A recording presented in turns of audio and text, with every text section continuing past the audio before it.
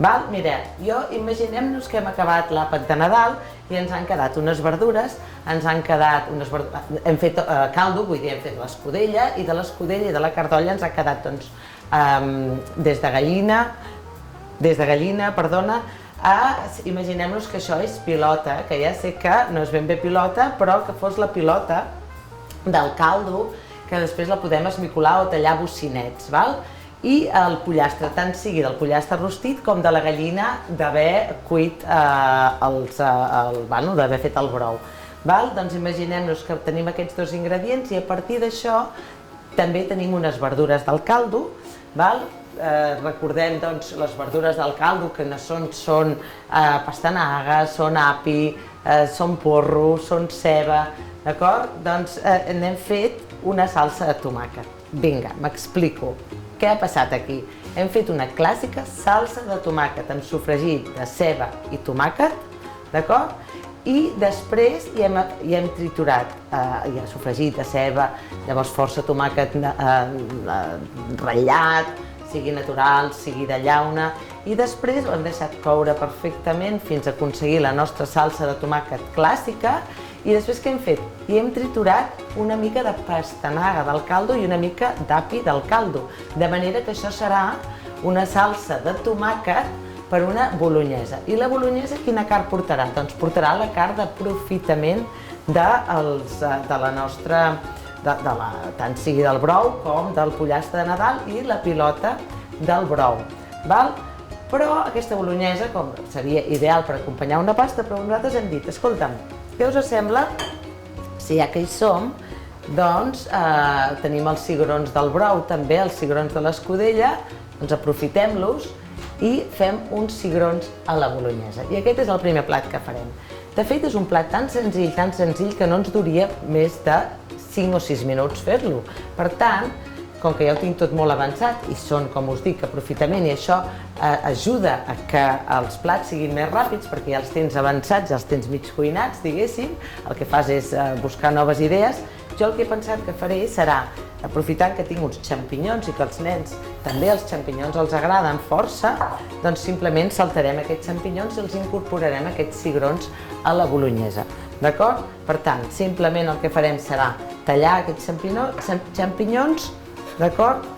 A bocinets, bueno, no bocinets tan petits, que m'he passat, jo penso que els farem més grans, que si no, no es trobaran, jo vull que es trobin, d'acord? Per tant, els tallarem així, ja estan nets, perquè uns xampinyons amb terra són fatals, d'acord? Els hem rentat bé, els hem tret el peu, els hem passat. Com es renten els bolets? A veure, els bolets, doncs tothom ens diu, no, amb un raspallet, sí, això és la teoria i això és la cosa romàntica.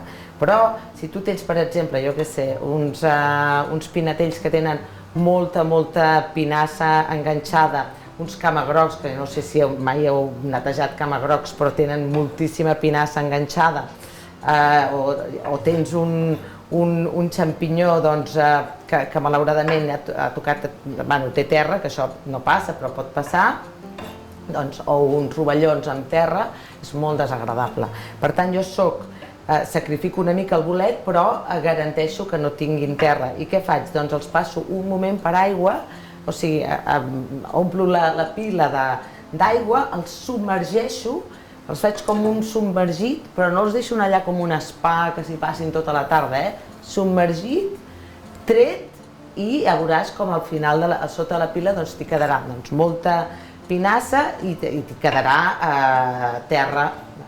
Després, un a un, amb la paciència, els vas acabant de repolir, d'acord? Però sense aquesta mica de submergit d'aigua, a mi certament em costa molt netejar bolets. I això ho dic perquè acostumen els cuiners a dir no, és que els bolets han de ser només amb un pinzellet. I jo he menjat tanta terra a la meva vida que per això a vegades dic, mira, diguem veritats de tant en tant que tampoc ens passarà res, perquè hi ha molta gent, molts cuiners que ho fem això de netejar els bolets amb una mica d'aigua sense submergir-los.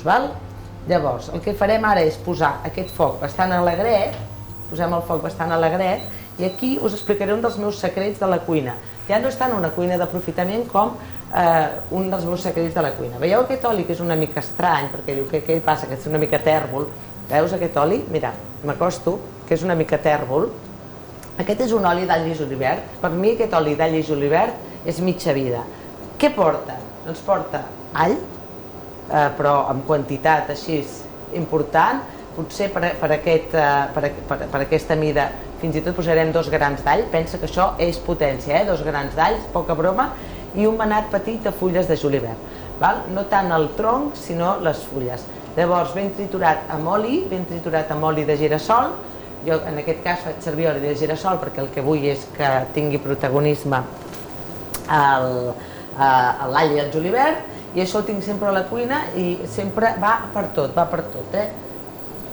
Doncs ara posarem una miqueta aquí, però ràpidament, perquè si no se'ns crema l'all i és un mal assumpte, ràpidament, i ara baixarem una miqueta el foc perquè tregui la seva aigua el xampinyó, d'acord? I no ens cremi l'oli d'all i julivert, o sigui l'all bàsicament, perquè és el que realment ens preocupa. I de seguida que tregui la seva aigua ja ens tornarem a pujar perquè realment es coguin. A veure, també us haig d'explicar que en tot el procés d'aquest plat no hi posarem sal, perquè tenim sal en quantitats importants a tots els ingredients. Tenim sal a la pilota, tenim sal en el pollastre rostit i tenim sal també en la salsa de tomàquet i tot plegat. Per tant, jo no hi posaré sal perquè soc partidària de que la sal molta calma, sobretot quan treballem amb nens, perquè ells ja tenen... Nosaltres, a mesura que ens fem grans, se'ns van llimant les papil·les gustatives i necessitem més impacte gustatiu, però els nens tenen les papil·les gustatives, com pots comprendre, com tota la resta dels sentits, perfectament bé, i per tant perceben els gustos amb major intensitat que no pas nosaltres. I això fa que ells, a vegades que nosaltres trobem una cosa una mica amarga, una mica picant, una mica àcida, ells tenen aquells disgustos, comencen quin horror, això és amarg, això és molt amarg, això és molt àcid, això és molt... És veritat que els falta una mica d'habituació al producte, no? Aquests bolets hem d'esperar que es coguin perquè de fet és l'única cocció que farem i per això hi destinarem el temps que necessiten. I ara, no em vull cremar, els en retiro. Mira, farem una altra cosa. Mireu, és que, com us deia, aquesta recepta és molt senzilla. Jo us deia, això és una bona salsa de tomàquet casolana, d'acord? És una bona salsa de tomàquet casolana, que el que farem serà afegir-la amb aquests bolets, d'acord? Espera, que ara m'està fent una mica el tonto això. Vinga, l'afegirem, perquè és una salsa que vull que siguin uns cigrons a la bolognesa i per tant han d'estar ben salsats, diguéssim, perquè una bolognesa el que és això és una salsa de tomàquet que has fet amb un sofregit d'aquests intensos, saborosos, un bon sofregit de ceba i després afegir-li els tomàquets ratllats i deixar-ho que lentament vagi fent, fins i tot amb una mica d'all també, i després la salsa bolognesa, diuen els cànons, que ha de portar api i pastanaga. Es veu que aquests són els trucs, el truc que la salsa bolognesa original obliga. Nosaltres aquest api i aquesta pastanaga l'hem integrat amb posterioritat, aprofitant l'api i la pastanaga que ens ha quedat, no tota per descomptat, però el que ens ha quedat de la carn d'olla. Ara, jo el que no vull és que aquest pollastre ni aquesta carn de la pilota es coguin gaire, no vull que es coguin gaire, perquè si no se'ns poden assecar. Ara ja li posarem els cigrons, ho barrejarem tot, aquests cigrons a la bolognesa. Si tinguéssim l'aigua de bullir els cigrons o fins i tot una mica del brou de l'escudella, però amb molta cura perquè el brou de l'escudella és molt saborós, doncs hi afegiríem perquè ens ajudi a integrar tots els ingredients. Una miqueta d'aigua que ens ajudi a integrar. D'acord? Ja ho tenim, això. Com us deia, això és molt, molt senzill. Però ara, si nosaltres ara féssim una pasta a la bolognesa, els nanos ens demanarien un complement que associen a la pasta en tots els casos. Per una banda, un sabor que no trobarem pas amb una salsa de tomàquet habitual. A vegades sí, hi ha cases per tot, per descomptat, que és una mica d'orenga. Deixa'm afegir una mica d'orenga, perquè aquest sabor és una herba que els nanos identifiquen molt, perquè està molt associat a les pizzas i a les pastes, que són aliments, plats que els entusiasmen, i per tant no te la rebutjaran, i al contrari, els faran més associació. I al final, els nanos sempre amb una pasta, molts, vaja, pràcticament tots, t'hi demanen un formatge. Doncs jo el que m'agradaria ara amb aquests cigrons a la bolognesa seria cobrir-los amb aquest formatge i donar-los un toc de gratinat. Aquesta seria la meva il·lusió. Com us dic, hi poso tota una quantitat de formatge perquè els nanos això ho agraeixen molt.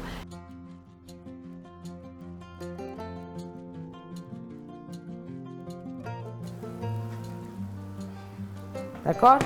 El tinc aquí, el formatge més que gratinat s'ha fos, però que també és agradable. És de campanya, però és molt bo, val? Ho dic perquè no ens fa lluir la cassola, però he volgut també explicar que sempre funciona. Però si fem així, veuràs que sota hi ha tota la carn, sí. Mira, goita. Això que fan en els programes, ensenya'm. Jo m'ho menjaria.